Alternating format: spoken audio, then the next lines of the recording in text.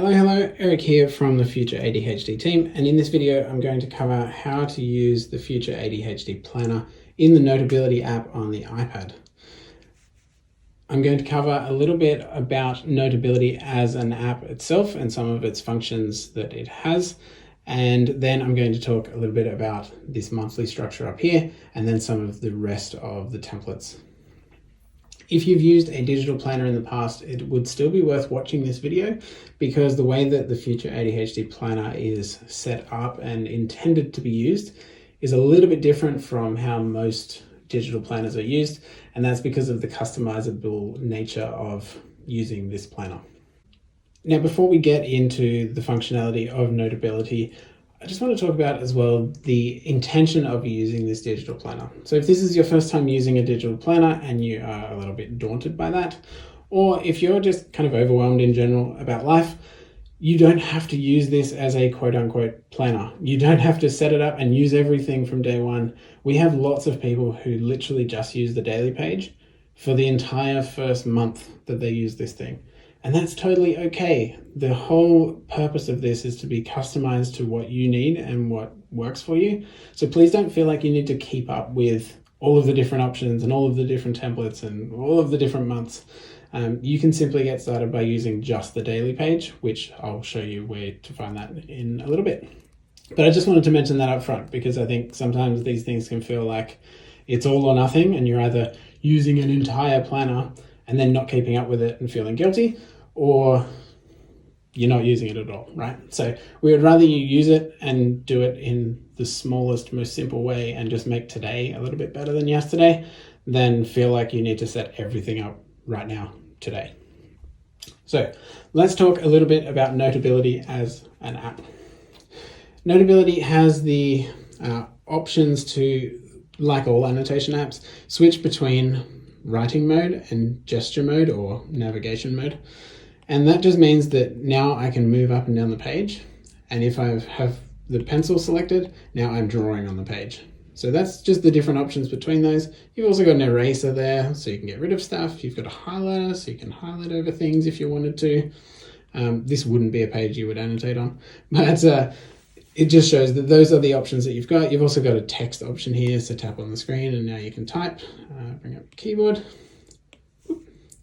And now I can type in on my page as well. So there's lots of different options for you to be able to annotate on top of this, but use it the way that you want to. There is no intended way of, or like prescribed way of using this. So use it the way that best works for you.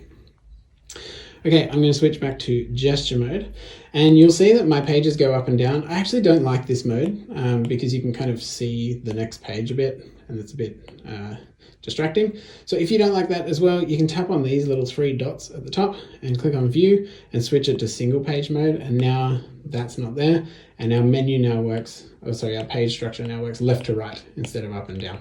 So again, it's down to your preferences what you would prefer, but that option is there. Okay, so let's talk about the month structure now and some of the structural parts of the Future ADHD Planner in general.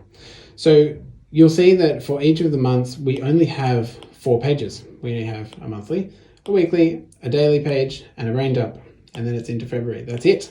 So the idea is to customize this month to your liking.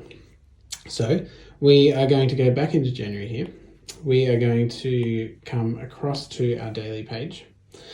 And we could have put 31 of these in January, right?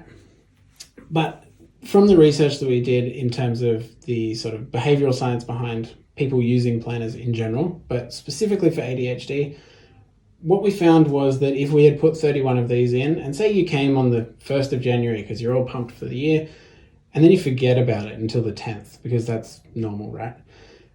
The problem with the sort of all or nothing thinking that can sometimes happen is that you then feel like you've got all these guilty pages staring back at you.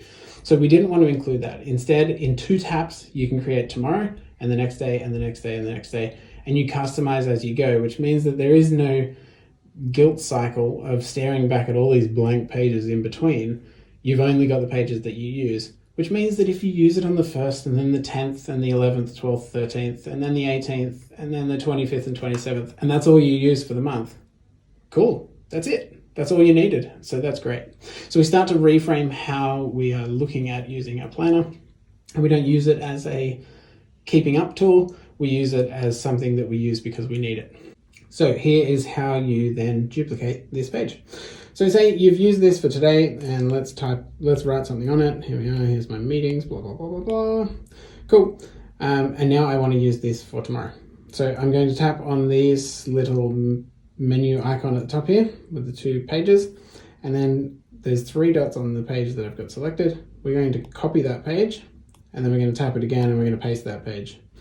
And now you'll see that we have the same page twice in our menu. And if we swipe across here, you can see that our page has been duplicated. You can also now just clear that entire page by tapping on the 3 dots again and clear the page. And now you're ready to go with the next day. So literally in 15 seconds, I have today ready to go, and I don't have all of the gap of days that I've missed in between. And that's why we created it that way. Okay, I'm going to close this menu up and go back to the home menu. Throughout the entire planner, you've got these little home buttons. Whoops. See, I'm not in annotation. I'm in annotation, not navigation mode. There we go. You've got the home buttons. And then for the main pages, they will only have the home buttons. But for all of the template pages and other pages, you've got little back buttons, which will either take you back to a main section, so like this, back to a main section, or back to the template library and back all the way home. So at any point you can tap home and get back to this page, or there will be a back button which will take you back to this template library. Okay, so now let's talk about some of the other parts of the planner that you can see down here. Here you've got all of your ADHD brain science tips, which I'll leave you to read in your own time, but just gives you a better idea of how the ADHD brain works in general, and some of the things that the planner does to help you work with your brain rather than against it. So I'll leave that to you, and you can read through all of these different options and have a bit of a read through that. The other thing you'll see on the other side here is projects and notebooks. So this is just a section of blank notebooks. You can have up to 5 here, and all of them link through by the same color to a few pages that you can write in. You can duplicate these as well, like with the copy paste that we just did before. The only page you can't delete is this one here, and that's because this is like an index page which links to this main one. So see here, this links to the purple version, and if you delete this page, that link will no longer work. So you only can't delete this page. You can delete that one, and you can delete that one. So if you're only using, journal style writing, you might want to just delete this page, and that's okay. You've also got down the bottom here quick links to some of the template library options, which are more around self-care or sort of daily practice stuff. So you've got here the phone call focus flowers. So this is to color in while you're on the phone, which is really helpful for not getting distracted while you're in conversations. You've also got the hyper focus lotus here, which just helps to remind you to take snacks and drink water and stretch, so that when you're in that hyper focus session, you remember to do some of these basic needs. But the main thing that you would have seen when you were purchasing this was that we have the template library. So this is the library of all of the different options for templates. And again, being customizable, the idea with these is to bring these templates into your month or use them where they are. So you might have your password tracker, for example. You don't necessarily need that in your current month, but you might just use it where it is and then just leave it in the template library. Whereas you may have, let's say, a current hyperfocus, which might be this. You might want to bring this template into your current month. So we're going to do that pretty much the same way that we did the copy paste before of the daily template, but we're going to drag this up into the current month. So let's say we're in January. We are going to go through this menu again. This time we're going to open it fully. So in Notability, you have the option to fully open the menu like this. Now you've got the 3 dots as you did before. You can copy that template. And then now we can just scroll up and you'll see January, and this is why we put these main pages in so they're easy to see. And you can now come in here. Let's say we want to put it after a week.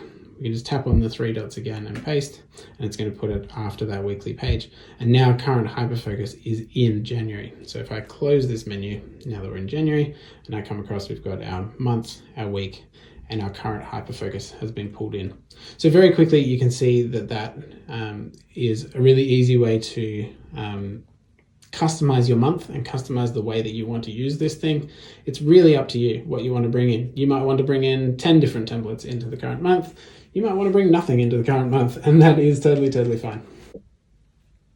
Now, we'll mention one other thing with the Notability app, which is that sometimes when you copy a template, it's going to break the links, but you just have to come out and back in and it works again. So I'll show you what I mean. Let's say we are taking this page here and we're going to copy that and pull it into our current month. So let's copy that.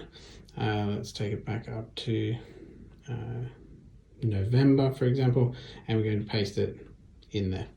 So now if we go back to the template library, let's close this, and we go back to that page, sometimes this doesn't work, and this is just a function of Notability. I don't really know why, but it seems a little bit buggy. I'm hoping that they fix this in a future update, so it might be already done by the time you're going through this, but that does sometimes happen. If it happens, all you have to do is exit the entire document, come back, and that will now work.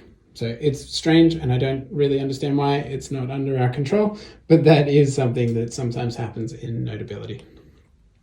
So that is a run through of how the Future ADHD Planner works in Notability on the iPad. Hopefully that is helpful for you to get up and running. But again, the whole idea is for this to be customizable and for you to use it the way that best works for you. So play around with it. You can't really break it. If you do break something or you delete a link or whatever, you can just re-import the file again and start again. And it's totally fine. You can do that anytime you like. So use it the way you like. If you're a bit overwhelmed and don't know what to do, start with just the daily page or just the layout that is set within the first month, and just add those templates over time only as and when you need them. You have full permission to use this whatever way works for you. I hope that is helpful, and if you need any assistance, you can always send us a message. If you have some sort of function that you're looking for that you can't quite work out, you can send an email to support@futureadhd.com and we will help you out. Or you can go to our website, futureadhd.com, and click on the little support icon in the top right-hand corner of the menu.